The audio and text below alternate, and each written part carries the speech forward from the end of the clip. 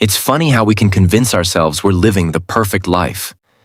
If someone had asked me a year ago, I'd have told them my marriage was a model of success. 12 years with Maria felt like a badge of honor, a testament to how love could endure. Our home was warm and inviting, every wall a canvas of our shared memories. There was the faint sound of children's laughter always echoing through the halls, a rhythm that made our house feel alive. Maria was the kind of partner I thought everyone envied. She had this way of lighting up a room with her presence, her smile bright enough to outshine any storm. Our two children, Ellie and Max, adored her. She was the doting mother who never missed a school play or a bedtime story. And me? I was the dependable husband, always showing up, always steady. We made a team, or at least I believed we did. Our life was a series of routines, each one blending seamlessly into the next. Monday mornings were chaotic as the kids scrambled for school, but by Thursday nights, we'd settled into a peaceful rhythm, catching up over dinner while the kids played. On weekends, we took family walks, stopping for ice cream at a little shop Maria loved. If there was such a thing as happiness in its purest form, I thought I'd found it in those moments. Of course, hindsight is cruel. Looking back, I can see the cracks now, tiny fissures I had ignored or dismissed as normal. Maria's occasional sighs when I asked how her day went, the nights she'd go to bed early with a vague, "I'm just tired," and the way she seemed to fade into the background during family moments. I chalked it up to stress or the natural ebb and flow of marriage. Every couple has their struggles, right? I told myself we were fine because I needed to believe we were fine. It's amazing how blind love can make you. I didn't question her when she started canceling our usual Saturday night movie marathons. I didn't push back when she opted out of family outings, saying she needed some me time. It didn't occur to me that the distance I was feeling wasn't just in my head. It was real, tangible, and growing by the day. Still, I clung to the image of our perfect life. I thought about our anniversary dinner last year when Maria surprised me with a scrapbook of our journey together. Each page was filled with photos, ticket stubs, and little notes we'd written to each other. That was love, wasn't it? That was commitment. Surely a relationship that had survived over a decade couldn't just unravel overnight. But it didn't unravel overnight. The unraveling was slow, almost imperceptible, like a thread being tugged quietly until the fabric began to fray. I didn't realize how much Maria had changed. Or maybe I didn't want to. I think what haunts me most is how much effort I put into convincing myself that everything was fine. I buried myself in work, thinking if I could provide more for the family, it would make Maria happy again. I planned elaborate family vacations, hoping to recapture the spark that seemed to have dimmed. But no matter what I did, the warmth that once defined our relationship felt more like a memory than a reality. What I didn't understand then was that Maria and I were living in two different worlds. While I was holding on to the perfect picture of our life, she was already stepping out of the frame. You don't notice the big changes right away. At first, it's the small things. A shift in tone, a missed glance, an extra long pause in a conversation. Maria's changes were like that. Subtle, almost too subtle to be suspicious. I told myself I was imagining it. But deep down, I knew better. Maria wasn't the same. She used to light up when she talked about her day, always sharing some funny story about work or asking for my opinion on things. Now she barely spoke at all. Instead, she was glued to her phone, scrolling endlessly or typing furiously with a faint, secretive smile on her lips. At first, I tried to ignore it. People change, don't they? I figured maybe she was stressed about something she didn't want to burden me with. So, I waited. I gave her space, thinking she'd come around. But she didn't. The gap between us kept growing. Her absences started to stack up too. Work dinners, she'd say, or girls' night, delivered with a quick kiss on the cheek as she grabbed her keys. I never questioned her. Why would I? Maria was Maria. Trust had always been the bedrock of our marriage. But it wasn't just the nights out. It was how she was when she was home. She stopped laughing at my jokes, the ones she used to call corny but cute. She stopped asking about my day. Even the way she hugged me felt different, more like a formality than a connection. It's hard to explain, but it felt like she was there and not there at the same time. One evening, I tried to bring it up. I told her I noticed she seemed distant and asked if something was wrong. She smiled, a quick, tight smile that didn't reach her eyes, and said, "I'm fine, just tired." Then she went to bed, leaving me sitting there with a knot in my stomach I couldn't untangle. The phone was the tipping point. Maria had always been private about her phone, but now it was different. She kept it on silent, always face down on the table or tucked away in her bag. If it buzzed, she'd glance at the screen and quickly swipe it away, her expression unreadable. I remember one Saturday morning, Ellie asked if Maria would join us for a board game. Maria, who used to love those family moments, barely looked up. "Not today, sweetheart. Mommy's got some work to do." She left the room, phone in hand, as Ellie's face fell. That moment stayed with me. Maria wasn't just pulling away from me, she was pulling away from all of us. The excuses became more frequent, more rehearsed. "Traffic was terrible," she'd say when she came home late. Or, "You wouldn't know him, it's just a coworker," when I asked about the name that had slipped into her conversation. I started noticing patterns. The same outfits reserved for specific evenings, the way she'd hum a tune while getting ready but stop the moment I entered the room. I didn't want to jump to conclusions. Jumping to conclusions could destroy a marriage, and I wasn't ready to destroy anything. So I tried harder. I cooked her favorite meals, booked a surprise weekend getaway, even wrote her a letter, an actual letter, telling her how much she meant to me. I wanted her to see I was paying attention, that I cared. But Maria's response was lukewarm at best. She thanked me, smiled, and went back to whatever she was doing on her phone. It felt like pouring water into a sieve. No matter how much effort I put in, it all just slipped away. The worst part was the doubt. Was I imagining it? Was I overreacting? Every time I brought up my concerns, Maria would brush them off with a practiced ease that made me feel ridiculous. "You're reading too much into things," she'd say, or, "Not everything's about you, Daniel." But then there were the nights she'd come home late. Her lipstick faded, but her perfume was still fresh. There were the missed calls from numbers I didn't recognize, the receipts for dinners I hadn't attended. The evidence was circumstantial, but it was enough to plant seeds of suspicion I couldn't ignore. I wanted to believe it was all in my head. I wanted to believe Maria was still the woman I married, the woman who'd once told me I was her forever. But the more I tried to convince myself, the more the doubts took root. And so, the perfect picture of our marriage began to crumble, piece by piece. There's a line you cross when suspicion turns into action. I hesitated for weeks, torn between trusting Maria and needing to know the truth. Trust was the foundation of our marriage, wasn't it? But how do you trust someone who's become a stranger? One night, while Maria was in the shower, her phone buzzed on the bedside table.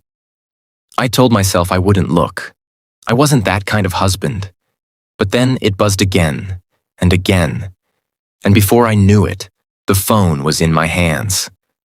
My heart pounded as I entered her passcode, a combination I knew only because Ellie had once borrowed her phone for a game and whispered it to me like a secret. The messages were right there, a string of texts from a name I didn't recognize. Evan. The tone was casual enough on the surface, but something about the familiarity between them made my stomach drop. Evan. Dinner was great. Thanks for the company. Maria. Anytime. You make it easy. Evan. Same time next week? Maria. Looking forward to it. I stared at the screen, my mind racing. Was this innocent? A coworker, maybe? But why hadn't she mentioned him? Why was she meeting him for dinner while telling me she was with the girls? I scrolled further, my fingers trembling. The messages weren't overtly romantic, no declarations of love, no explicit content, but they didn't need to be. The undertone was enough. They were comfortable with each other in a way that didn't sit right with me. I felt sick. My hands shook as I put the phone back exactly as I'd found it. I sat on the edge of the bed, staring at the closed bathroom door, hearing the faint sound of Maria humming a song I didn't recognize.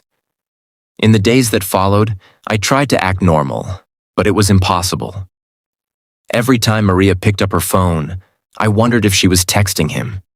Every time she left the house, I wondered if she was going to meet him.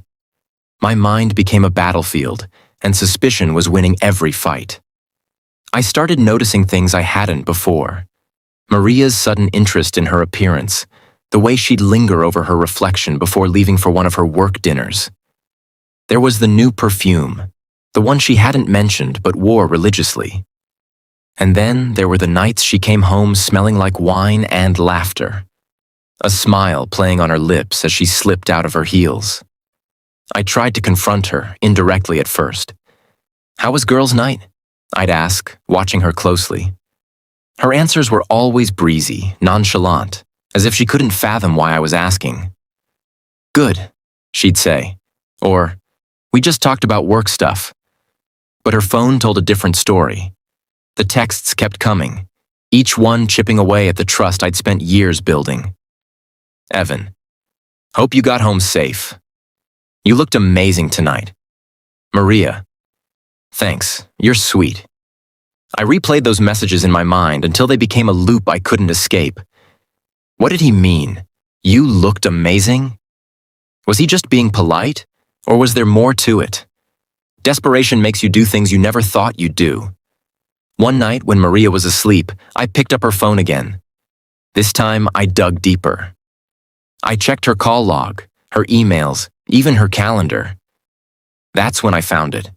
A dinner reservation for two at a restaurant we'd never been to. The date was last week, the same night she'd told me she was working late. I wanted to confront her right then, wake her up and demand an explanation. But I didn't. Instead, I lay awake beside her, staring at the ceiling, feeling the weight of betrayal settle on my chest. The next day, I couldn't focus at work. My mind kept circling back to Evan, this man I'd never met but already hated. Who was he? What did he mean to Maria? Did he know she had a husband and 2 kids waiting at home? I knew I couldn't let it go. I had to know the truth, even if it shattered me. But how do you ask the woman you love if she's falling for someone else? How do you prepare yourself for an answer you're not ready to hear? That night, as Maria kissed the kids goodnight and settled into bed, I watched her closely. She looked so peaceful, so unbothered, as if she wasn't hiding a thing. I wanted to believe her, to trust that the woman I married was still in there somewhere. But the texts, the dinners, the lies, they were undeniable. The perfect picture of our life was gone. All that was left were questions I wasn't sure I wanted answered. There's a peculiar weight in the air when you've decided to confront someone you love. It's heavier than anger, more suffocating than fear. That night, as Maria sat on the couch scrolling through her phone, I felt that weight pressing down on me. The kids were asleep, the house was quiet, and the moment seemed perfect, too perfect, for a conversation I wasn't ready to have but couldn't delay any longer. I cleared my throat, my voice betraying the calm I was trying to project. "Maria, can we talk?" She glanced up briefly, her expression unreadable. "Sure. What's on your mind?" I hesitated, searching for the right words. But how do you start a conversation about betrayal? "I've noticed you've been distant lately," I said, careful to keep my tone neutral. "You're out more often, spending a lot of time on your phone. It feels like something's changed between us." Maria sighed, setting her phone aside. "Daniel, we've been married for 12 years. Of course, things change, people change." Her response felt rehearsed, too smooth to be spontaneous. I pressed on.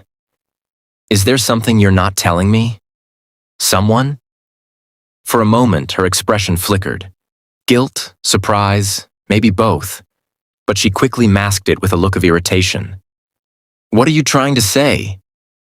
I took a deep breath, summoning every ounce of courage I had. I saw the messages, Maria. From Evan.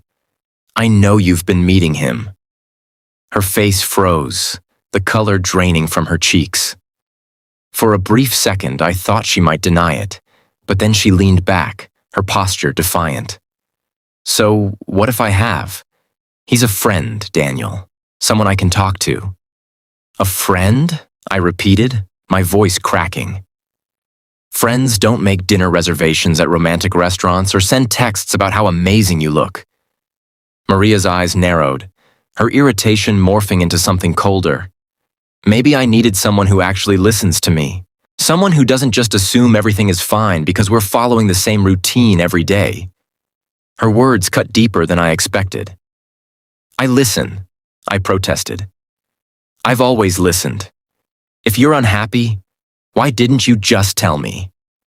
She shook her head, a bitter smile playing on her lips. You wouldn't understand. You're too comfortable in this little life we've built. I'm suffocating, Daniel. I need more. I stared at her, my mind struggling to process what she was saying. More? What does that even mean? More than your husband and your children? Her next words hit me like a sledgehammer. I want to go on a date with Evan. The room seemed to tilt, my breath catching in my throat. You what? I need to know if this feeling is real, she said, her tone disturbingly calm. I'm not saying I want to end our marriage. I just want to explore this connection. Maybe it'll help me figure out what I really want. I couldn't believe what I was hearing. You think dating another man will help you figure out our marriage? Do you even hear yourself right now? She met my gaze, unflinching. I'm being honest with you, Daniel. Isn't that what you wanted? No, I said, my voice trembling. What I wanted was a wife who respected me, who respected our family. Not someone who thinks it's okay to explore her feelings with another man. Maria sighed, running a hand through her hair. This is why I didn't want to tell you. You're so rigid, so black and white about everything. Life isn't that simple, Daniel. Her words stung, but I refused to back down. What about the kids? Did you think about them? About how this could destroy our family? I love our children, she said firmly. This isn't about them. It's about me, about us. I laughed bitterly, the sound foreign even to me. Us? Maria, there is no us if you're dating another man. Do you even realize what you're asking me to accept? She didn't answer, her silence more damning than any words she could have spoken. I stood up, my body shaking with anger and heartbreak. If you go through with this, Maria, there's no coming back. You're not just risking our marriage. You're throwing it away. She looked away, her expression unreadable. I don't want to fight, Daniel. I need time to figure things out. Figure things out? I repeated, my voice rising. You don't figure things out by betraying the person you promised to love forever. Maria stood too, her eyes flashing with frustration. I'm trying to be honest with you, Daniel. Isn't that better than sneaking around? I couldn't believe her audacity. You don't get points for honesty when what you're being honest about is tearing our family apart.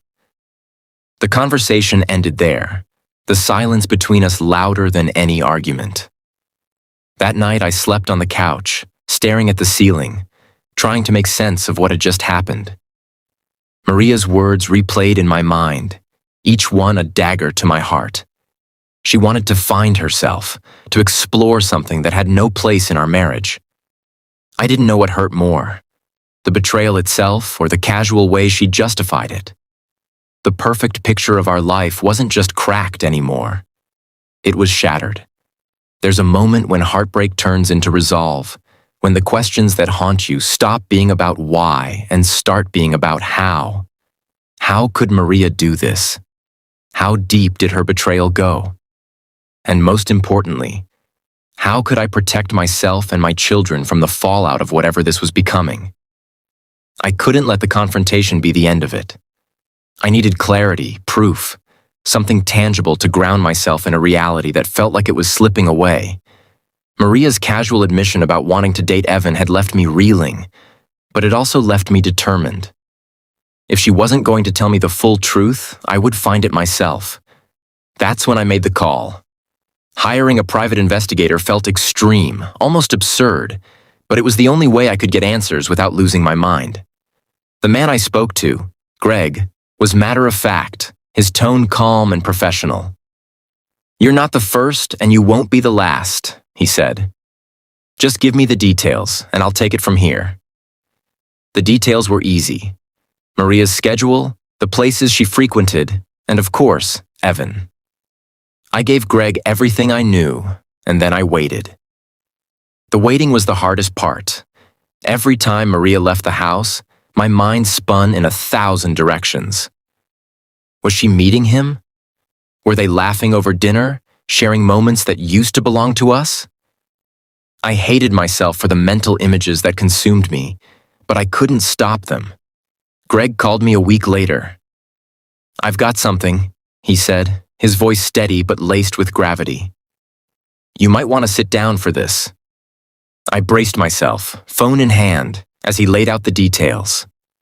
Photos, text messages, financial records. Maria and Evan weren't just meeting for dinner. They were spending nights at hotels, their reservations paid for with money from our joint account. Greg had even found evidence of Maria buying expensive gifts, gifts I'd never seen for Evan. The photos were the hardest to stomach. There she was, the woman I'd shared my life with, smiling in a way I hadn't seen in years. But the smile wasn't for me.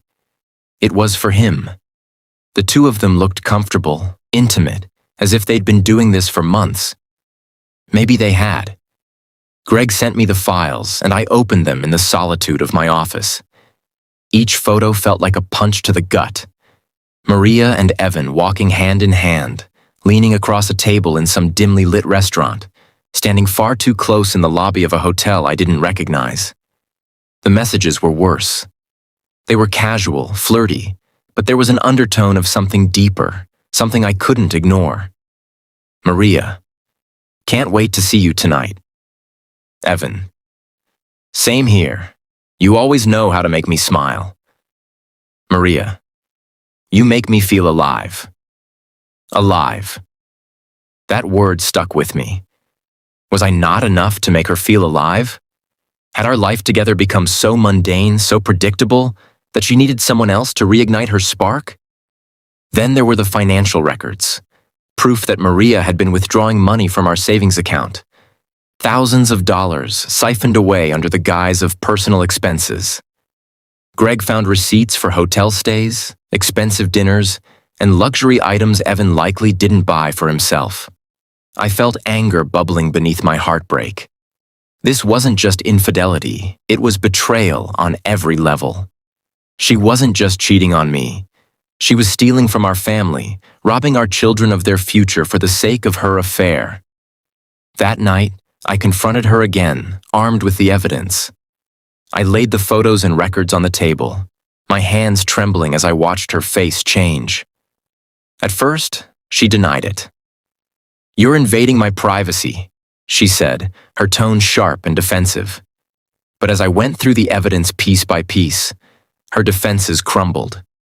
Finally, she admitted it. "Yes, okay? I've been seeing him, but it's not what you think." "Not what I think?" I snapped. "You've been lying to me, stealing from me, and sneaking around with another man. What exactly am I supposed to think?" Maria's composure broke, and she started crying. "I didn't mean for it to go this far," she said, her voice barely above a whisper. I felt so lost, Daniel, so trapped." Her tears didn't move me. They couldn't. Not after everything I'd seen. "You felt trapped? In what? A marriage with someone who loves you?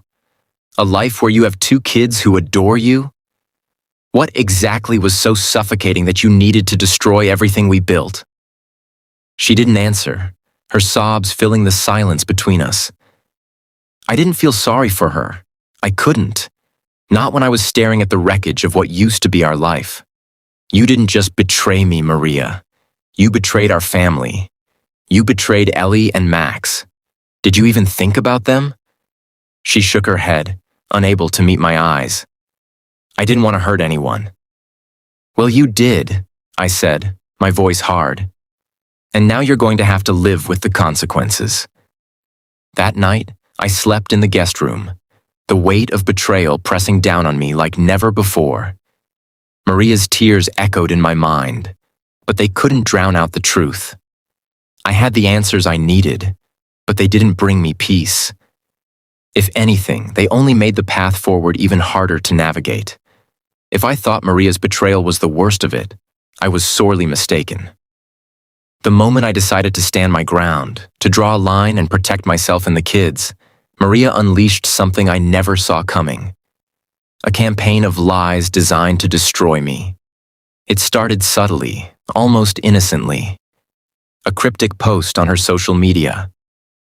Sometimes the people closest to you are the ones who hurt you the most. Healing, darker new beginnings. I noticed it during one of my sleepless nights, scrolling through my phone as I tried to make sense of the mess we were in.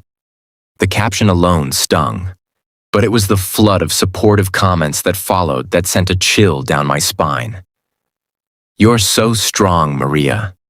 Keep your head up. You deserve better. Some men just don't appreciate what they have. At first, I ignored it. Let her vent, I thought. Maybe this was her way of processing everything. But then came the phone calls, family members, mutual friends, even people I hadn't spoken to in years, asking me what was going on. She's saying you've been controlling, my cousin Philip said cautiously. What? I laughed bitterly, my voice thick with disbelief. Controlling? Maria's the one who… I stopped myself. It wasn't worth spilling our dirty laundry to anyone else. But the accusations didn't stop there. By the end of the week, I was being painted as an emotional tyrant, someone who manipulated Maria, monitored her every move, and stifled her independence. According to her, I was the villain in this story. The reason she had no choice but to seek solace elsewhere. I was furious. The gall of it all, she had betrayed me. Yet somehow, I was the bad guy. But anger wasn't enough to shield me from the damage. Friends began to distance themselves. Even Maria's parents, who had always been warm and supportive, started looking at me differently. And then, the unthinkable happened. Maria posted a picture of Evan on her social media.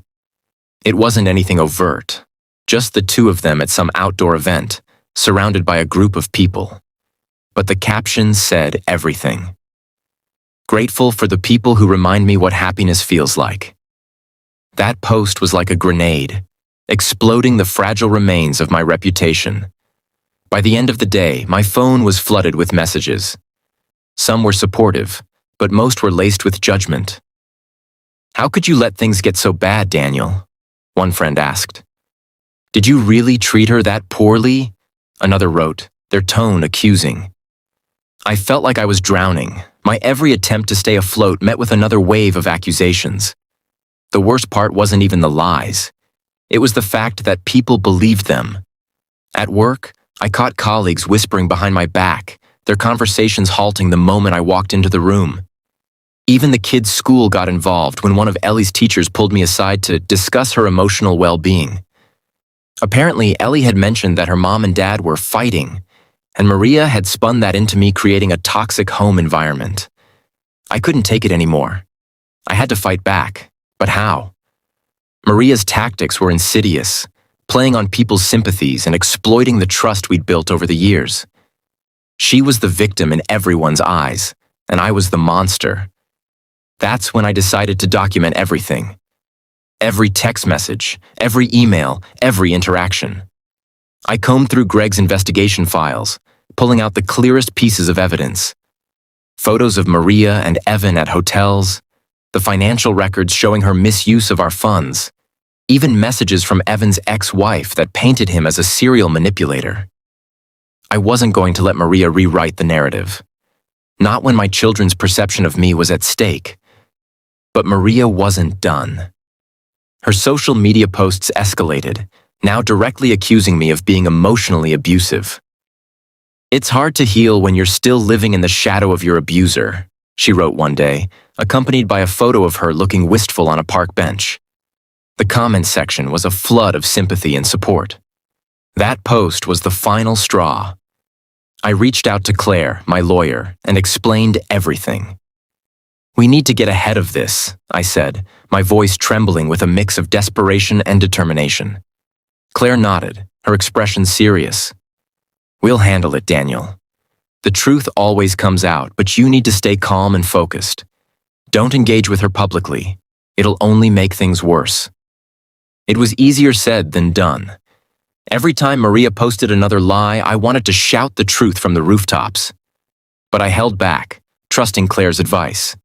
Behind the scenes, we began building my case. Claire drafted a cease and desist letter demanding Maria stop defaming me online. When that didn't work, we prepared to bring her actions into the legal battle that was already looming over us. Meanwhile, I focused on the kids, doing everything I could to shield them from the chaos. I didn't want them to see the bitterness that had taken root between their mother and me. They deserved better than that. But Maria wasn't just fighting me in public. She was fighting me at home, too. Every conversation became a minefield, every interaction laced with tension. It was like living with a stranger who wore my wife's face, her words and actions aimed at breaking me down. Despite it all, I refused to give up. Maria might have been louder, but I had the truth on my side. And as the battle escalated, I knew one thing for certain. I wasn't just fighting for myself. I was fighting for my children, for the life we deserved, and for a future where lies couldn't overshadow the truth. There's a strange sense of finality when you walk into a courtroom for the first time, especially when the person sitting across from you is someone you once promised to love forever. I never thought my marriage to Maria would come to this. A battle played out in front of lawyers, a judge, and an audience of onlookers. But here we were, our lives under a microscope, every detail scrutinized and weaponized. Claire, my lawyer, was a pillar of confidence. From the moment we sat down to prepare, she reassured me that we had a strong case.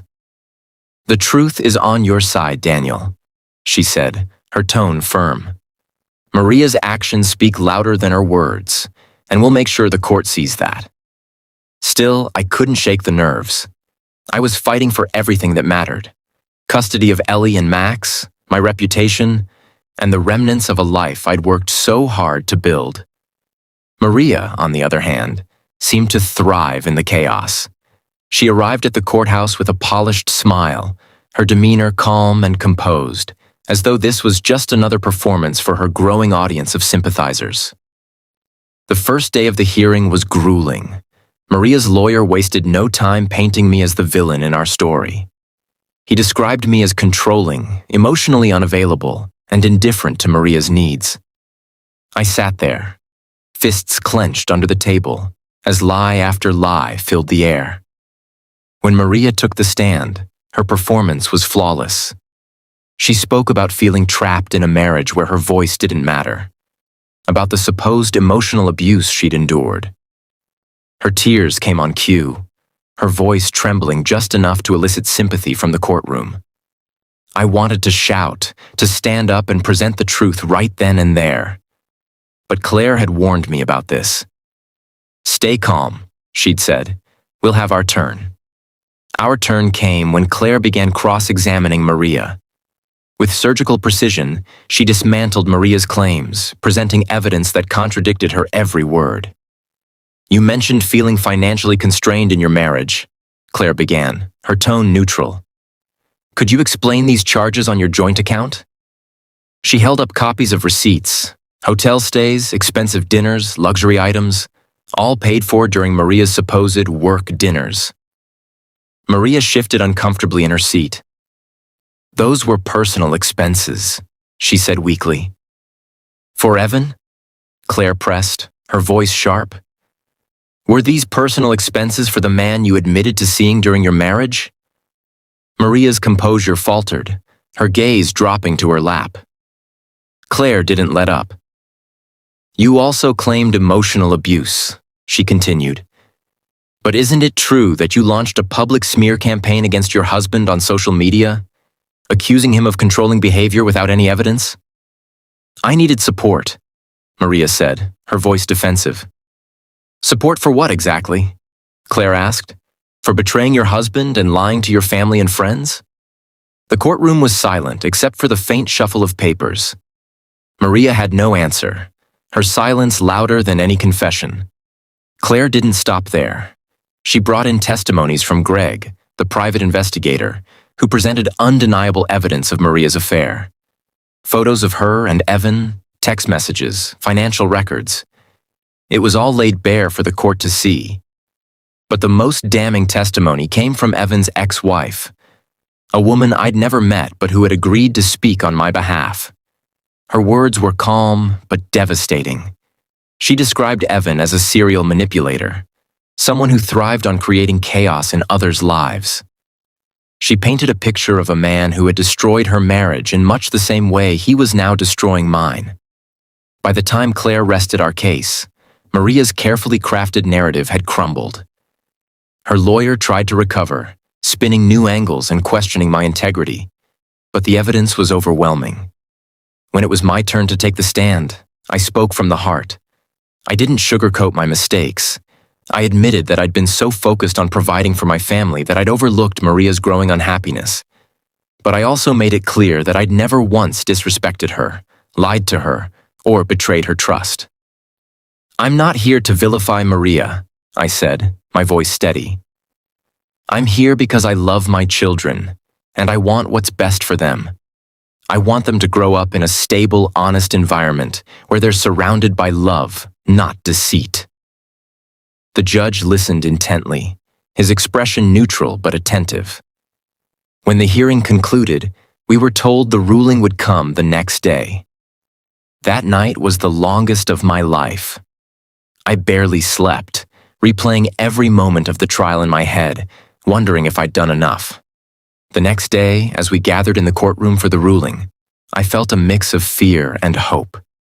The judge's words were measured, his tone firm as he addressed both sides. He acknowledged the difficulties of our situation, but made it clear that the evidence couldn't be ignored. Maria's actions, he said, demonstrated a pattern of deceit and irresponsibility that made her unfit for primary custody at this time. The ruling granted me primary custody of Ellie and Max, with Maria allowed supervised visitation. The judge emphasized that this arrangement was in the best interest of the children, giving Maria a chance to prove she could prioritize their well-being over her own selfish desires. As the gavel struck, I felt a wave of relief wash over me. It wasn't a victory. It didn't feel like one. But it was a step toward rebuilding the life Maria had tried to tear apart. She shot me a cold glare as we left the courtroom, but I didn't care. My focus was on Ellie and Max, on giving them the stability and love they deserved. This wasn't the end of the fight, but for the first time in months, I felt like I had a chance to win. The courtroom was silent as we waited for the judge to deliver the ruling. It felt like the air itself had grown heavier, each second stretching into an eternity. I couldn't stop glancing at Maria, who sat across the aisle, her expression unreadable. It amazed me how composed she could appear after everything she'd done. The kids were all I could think about. Ellie and Max didn't belong in the middle of this mess. They deserved stability, love, and a future free from the shadows of Maria's betrayal. Whatever the judge decided today would shape their lives as much as mine. Finally, the judge cleared his throat and began to speak. His voice was calm, measured, but there was a weight to his words that made my heart race. This is a difficult case, he began, his eyes scanning the room. It's clear that emotions are running high and both parties are dealing with significant personal challenges. However, my primary concern in this matter is the well-being of the children, Ellie and Max. He paused, and in that brief moment, I felt like the entire world had stopped spinning. The evidence presented in court has painted a troubling picture, he continued. Mrs. Sullivan, while I acknowledge your emotional struggles, your actions over the past several months have demonstrated a pattern of behavior that raises serious concerns about your ability to prioritize the needs of your children. The financial mismanagement, the extramarital affair, and the public defamation of Mr. Sullivan all point to a lack of judgment and accountability. Maria shifted uncomfortably in her seat, but she didn't interrupt. Her lawyer sat beside her, his face a mask of forced neutrality.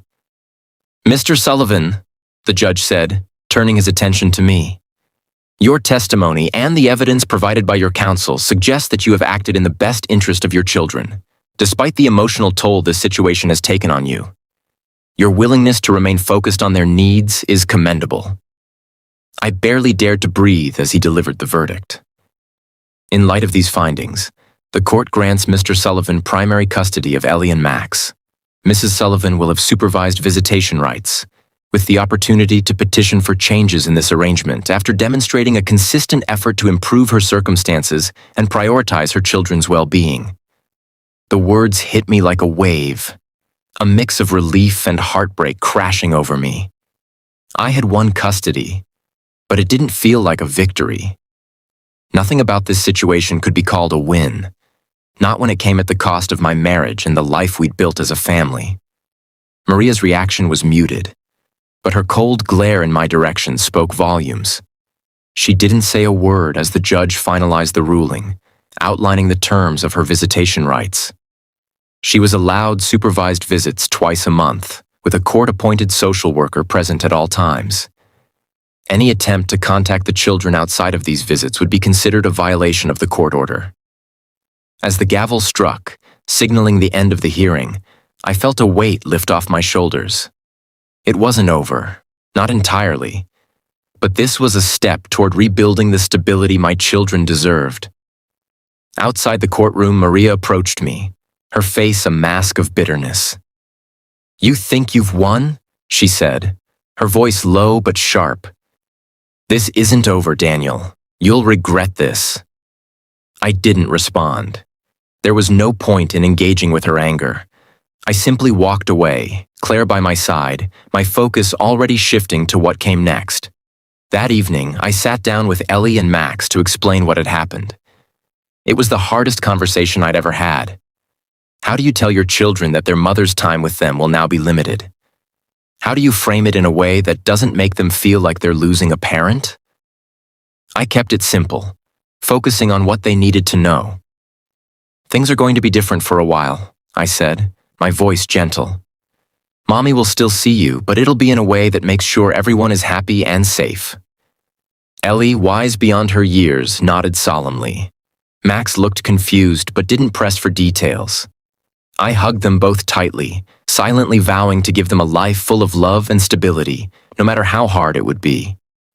Maria's supervised visits began the following week. The kids were excited to see her, and I made sure to be supportive, even as I felt a pang of resentment watching her interact with them.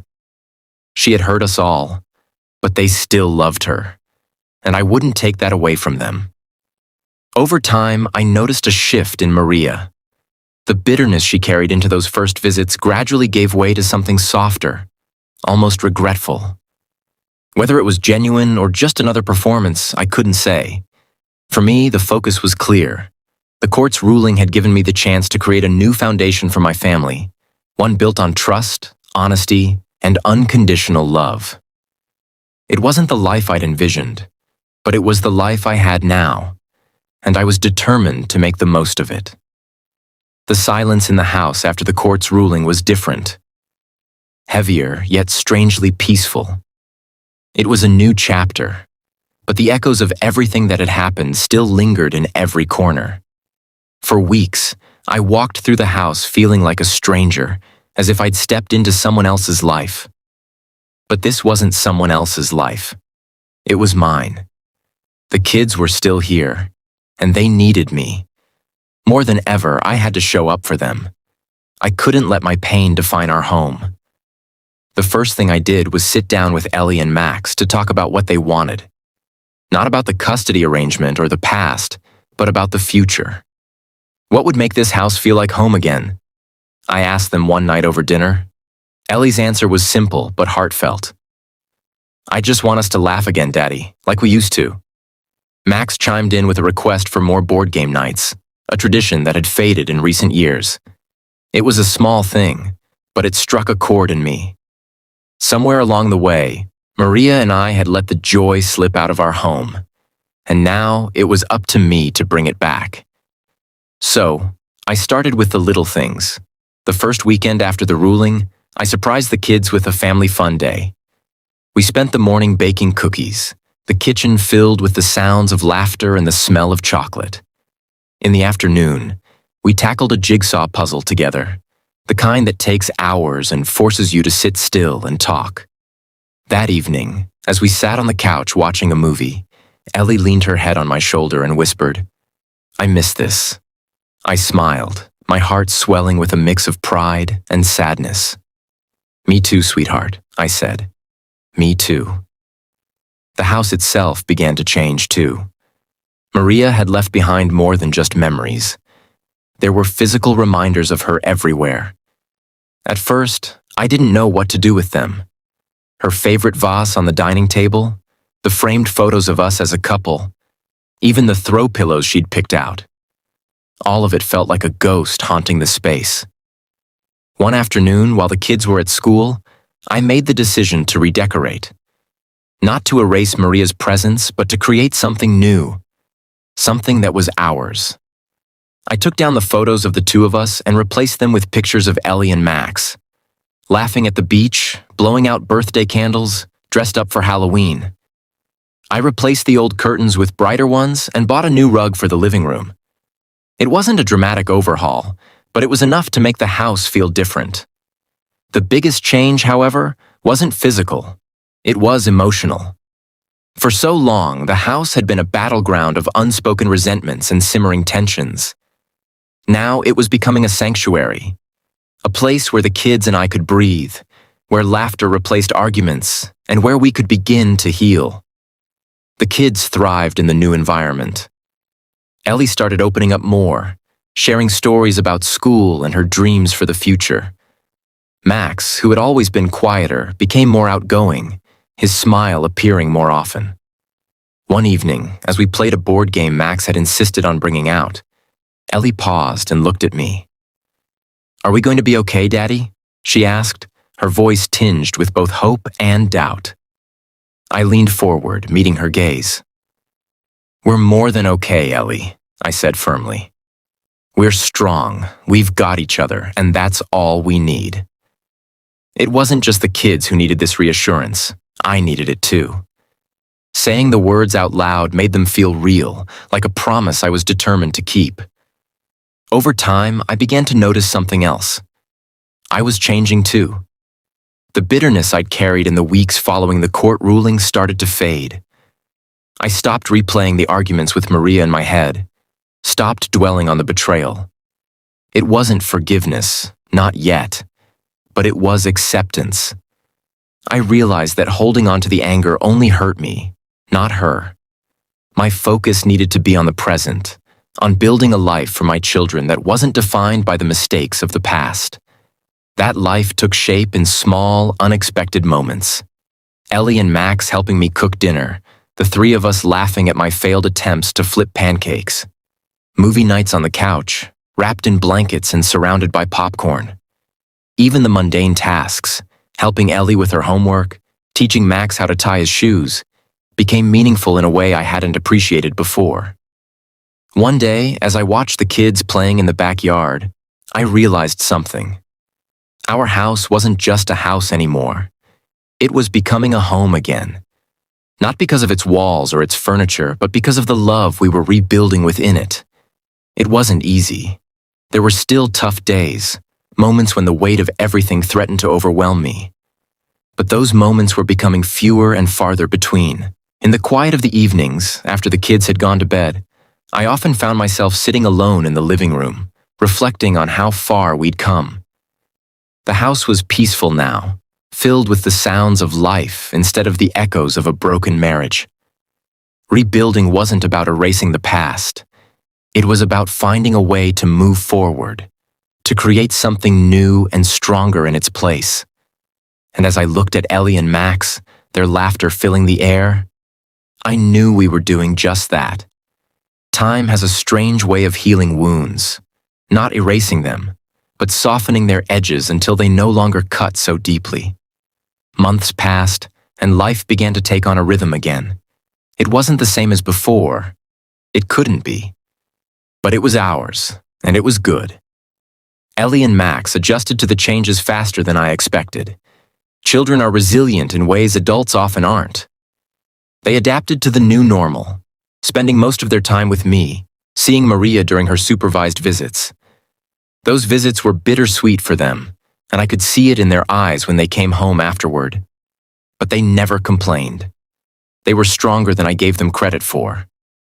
As for me, I discovered a strength I didn't know I had. I learned how to be both father and mother, the rock my children needed. I learned how to juggle school drop-offs, meal planning, and bedtime stories without feeling like I was losing my mind. And most importantly, I learned how to find joy in the small moments. The laughter over burnt pancakes, the hugs that came out of nowhere, the quiet nights spent together on the couch.